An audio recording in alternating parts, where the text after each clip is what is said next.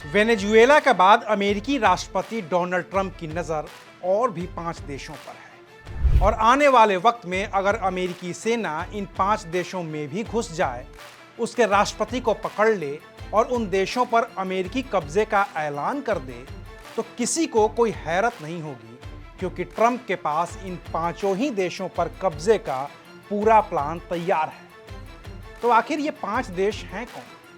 आखिर इन 5 देशों पर ट्रंप हमला क्यों करना चाहते हैं? और आखिर इन 5 देशों पर कब्जा करके ट्रंप को हासिल क्या होगा, जिसके लिए वो लंबे समय से प्लानिंग कर रहे हैं? आज बात करेंगे विस्तार से। नमस्कार, मैं हूं अविनाश और आप देख रहे हैं एबीपी लाइव। वेनेजुएला पर कब्जे के बाद जब राष्ट्रपति ट्रंप अगर किसी एक देश पर पूरी तरह से अपना कब्जा चाहते हैं तो वो है ग्रीनलैंड। वेनेजुएला पर हमले से करीब 2 हफ्ते पहले 22 दिसंबर 2025 को ट्रंप ने कहा था, ग्रीनलैंड अमेरिका की सुरक्षा के लिए जरूरी है और इसे अपने कब्जे में लेना ही होगा। वेनेजुएला पर कब्जे के तुरंत बाद ट्रंप के करीबी नेता और ट्रंप प्रशासन में deputy chief of staff Stephen Miller की पत्नी कैटी मिलर ने 3 जनवरी की रात को ही एक्स पर एक पोस्ट किया। इसमें ग्रीनलैंड का नक्शा अमेरिकी झंडे के नक्शे के रंग में रंगा हुआ था और अंग्रेजी में लिखा था सून।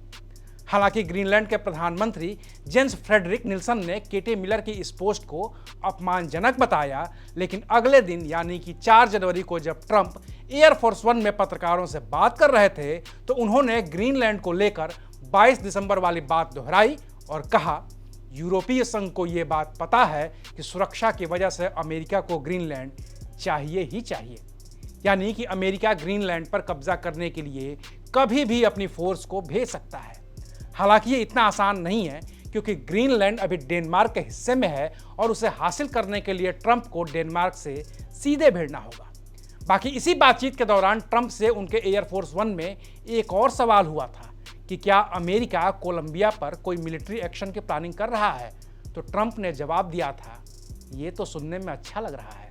इससे जाहिर है कि ट्रंप के अगले निशाने पर कोलंबिया भी है, जिसके लिए वो पहले ही कह चुके हैं कि वेनेजुएला और कोलंबिया बेहद बीमार हैं। एक बीमार आदमी कोकीन बनाना पसंद करता है और उसे वो अमेरिका को बेचता रहता है।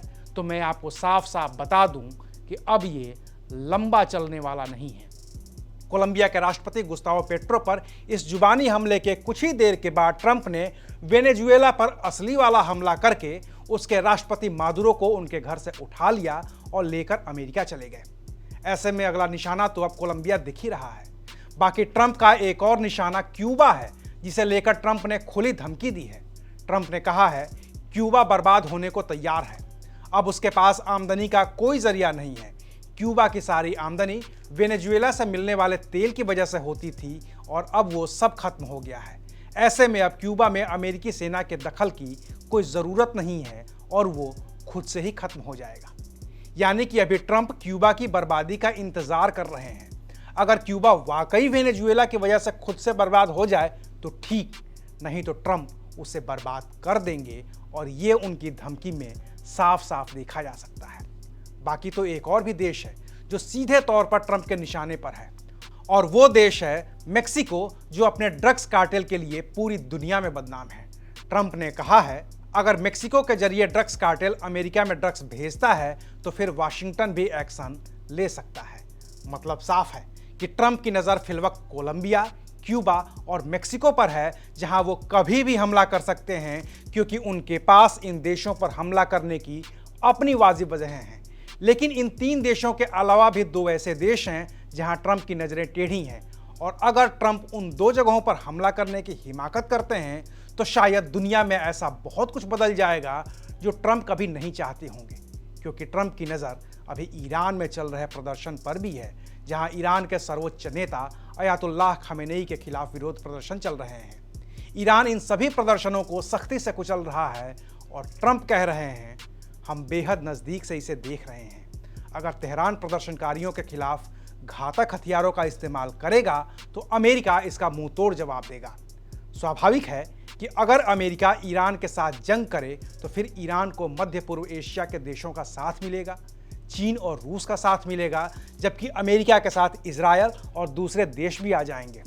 फिर जो जंग होगी वो महज ईरान और अमेरिका के बीच न होकर दुनिया के उन तमाम देशों के बीच होगी जिन्होंने अपने अपने पाले चुने हैं।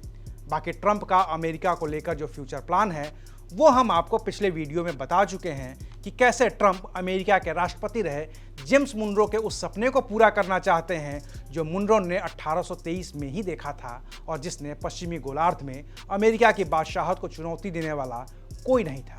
अगर इसके बारे में आप और विस्तार से जानना चाहते हैं तो कमेंट सेक्शन में उसका लिंक है, जाइए देखिए और बताइए कि ये वीडियो आपको कैसा लगा।